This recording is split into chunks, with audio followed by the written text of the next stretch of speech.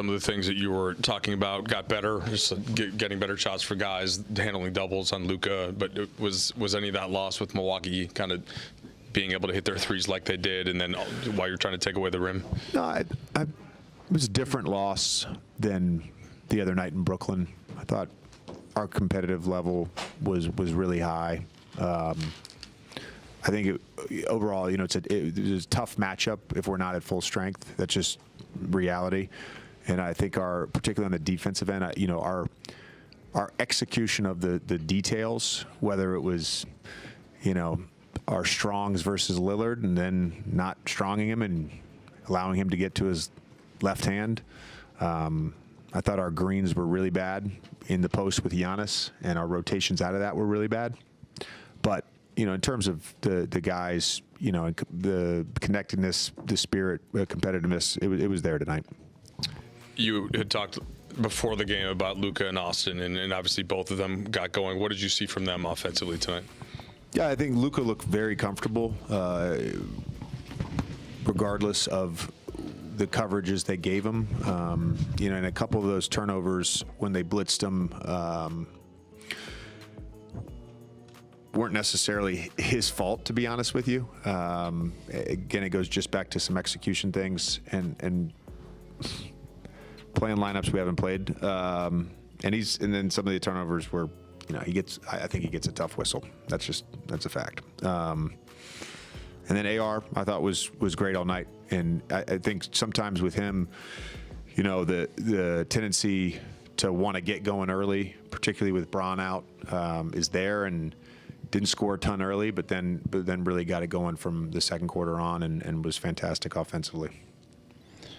JJ, I don't remember if it was after Boston or Brooklyn, but you said something along the lines of like, while we're not full, we just we have to defend and just play incredibly hard. Yeah.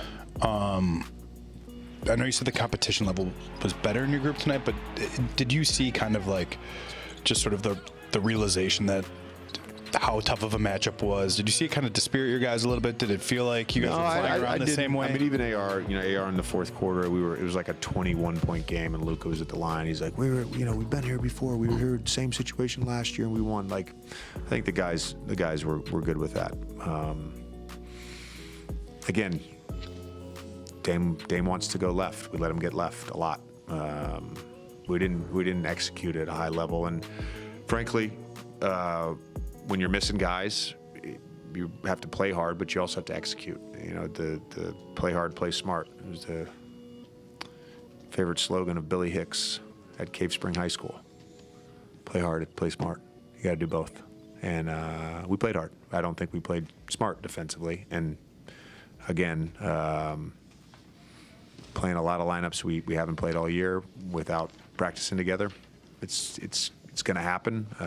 Your hope is that with the schedule coming up, you get guys back, obviously, but you hope you can correct some of that in film. You mentioned that not all of Luka's turnovers were his fault. You mentioned, maybe not executing the best, getting a tough whistle, but I think this is his 6th or 7th game in a row having at least 5 turnovers. A couple of games ago, you mentioned the range that you would prefer him and LeBron stay within. Are you seeing any commonalities in terms of, I guess, how those turnovers are coming for him specifically? Yeah, I don't know the exact PPP, but I know that we've been pretty good against the shock or the blitz. Relative to some of the other coverages. So I think we've gotten good looks out of that, and some of the turnovers are out of that, but that's natural if you're going to get double teamed sometimes. Again,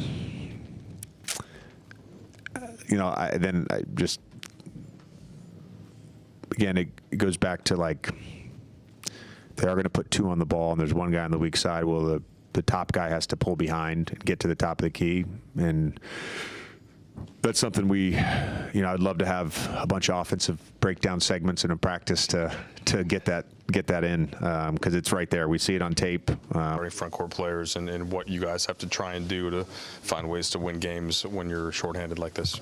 Yeah, I just think the room for error is, very small. With, Bron, Jax, Rui out, like you said, 3 starters that play a significant role for us.